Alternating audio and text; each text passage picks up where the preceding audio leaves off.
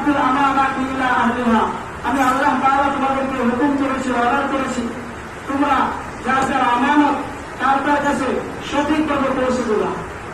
আর সে আমানতের ক্ষেত্রে আমি যে 8 প্রকারের আমানত বর্ণনা করলাম, এই পুরো একটা যদি কোনো মানুষ খেয়ালত করে তাহলে এই আয়াত থেকে সে বাঁচতে পারবে না। এই 8 প্রকারের আমানত আমাদের মনে রাখতে হবে এবং এই আমানত গুলো রক্ষা করতে হবে। কারণ আমি প্রথমে বলেছিলাম যে 8 প্রকারের আমানত, আমরা অনেকে আমানতে খেয়ালত করি কিন্তু আমরা জানি না এটা যে আমানত। কারণ না জানিয়ে এসে বুঝবে কিভাবে আমার দ্বারা খেয়ালত হয়েছে। আমি আরো একবার বলছি এক নজরে যে 8 প্রকারের আমানত। প্রথম প্রকার হচ্ছে কি আল আমানত ফিল ইবাদা, ইবাদতের ক্ষেত্রে আমানত। ইবাদতের ক্ষেত্রে আমানত এটা কোনটা?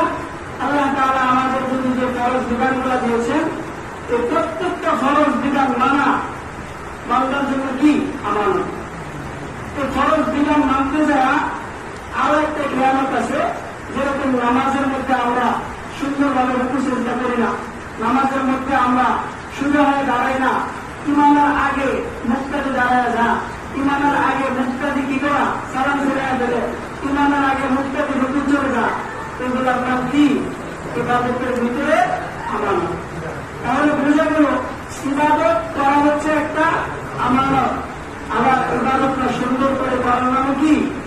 আমানত। কথা বুঝতেছে না? এটা হচ্ছে ইবাদতের ক্ষেত্রে আমানত। দ্বিতীয় নম্বর হচ্ছে অঙ্গ প্রত্যঙ্গের ক্ষেত্রে আমানত। আমার অঙ্গ প্রত্যঙ্গ আল্লাহ তাআলা দিয়েছেন, আল্লাহ তাআলা ভালো ভালো কাজগুলো করার জন্য, ইবাদত করার জন্য। সেই ক্ষেত্রে আমরা যদি আমাদের অঙ্গ প্রত্যঙ্গ ব্যবহার করে আমরা যদি গুনাহের কাজ করি তাহলেই আমাদের দ্বারা কি হয়ে যাবে? আমাদের কিয়ামত হয়ে যাবে। তৃতীয় নম্বর কিয়ামত হচ্ছে রক্ষিত জিনিস। আমার কাছে একটা জিনিস কেউ আমানত রাখলো, আমি তার জিনিসটা যখন নেওয়ার কথা তখন পুরোপুরি ফেরত দিতে পারলাম না, এটার নাম কি? আমাদের কিয়ামত করা। তৃতীয় নম্বর। চতুর্থ নম্বরের কিয়ামত হচ্ছে কাজকর্মের কিয়ামত। যেরকম আমি বলেছিলাম যে ম্যানেজার সব থাকলে কর্মচারীরা এক প্রকার কাজ করে, এক প্রকার ম্যানেজার সব না থাকলে আরেক রকম কাজ করে। এটার নাম কি? কাজকর্মের ক্ষেত্রে কিয়ামত করা। ওই জন্য ম্যানেজার সব থাকলে যেমন আমি যত্ন সহকারে কাজ করি, ম্যানেজার সব না থাকলেও আমার ক্ষেত্রের মালিক আমার কাছে না থাকলেও আমার ঠিক মতন এই কাজটা কি করতে হবে? এটার নাম কি? কাজকর্মের ক্ষেত্রে আমানত।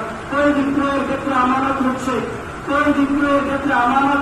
আমি জানি আমাদের প্রোডাক্টটা কি ভালো না, একটু সমস্যা আছে, ডিস্টার্ব আছে, তারপরে আমি বিক্রেতার হাতে গেল দেয়া দিলাম, পরেরবার আসলে তো আবার একটা ঝামেলা করবে। আমি আপনাকে চিনি না বা আমার দোকান থেকে নেন নাই, নিলেও এর সাথে খারাপ একটা প্রোডাক্ট ধরাই দিবে, আর বলবে আরো 200 টাকা দিতে হবে, আর 500 টাকা দিতে হবে। কারণ প্রথম যদি ভেজালটা দিয়ে কোন রকম ভেজাল না, তাহলে তার সুবিধা। এরকম ব্যবসায়ী আছে না নাই বলেন? এই জন্য ক্রয় বিক্রয়ের ক্ষেত্রে কি করা? আমানত রক্ষা করা। তারপরে বলছে 6 নম্বরে হচ্ছে দায়িত্বের প্রতি আমানত। দায়িত্বের ক্ষেত্রে আমানত।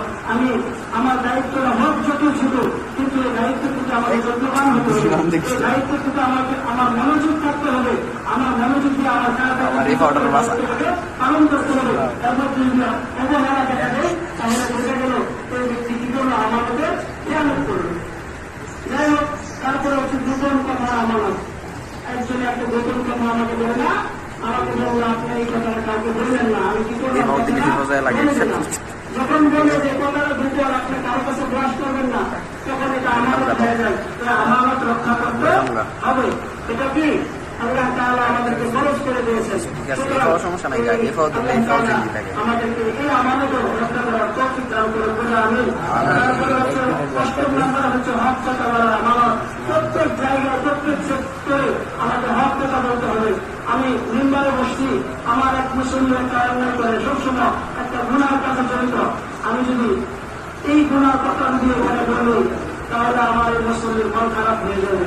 আমার তার সাথে সম্পর্ক ভালো, আমি তার সাথে সম্পর্ক ভালো রাখতে চাই। যে আমি এই হক কথাটা না বলি তাহলে আমার জন্য কি হয়ে যাবে? এটা অত্যন্ত বিপজ্জনক।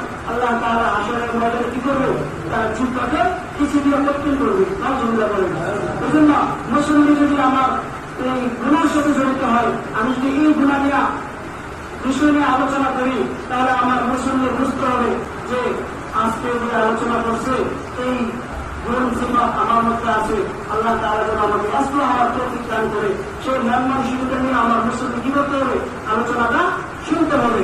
আর যদি মনে করে যে আমার মধ্যে যে এই দোষ আছে, এই রোগ আছে, হুজুর কিভাবে জানবো, তাহলে বোঝা গেল হুজুরের মতো আমার জড়িতেছে না, হুজুরের মতো আমার দুষ্টাবাস করে, বিষয়টা আমার না।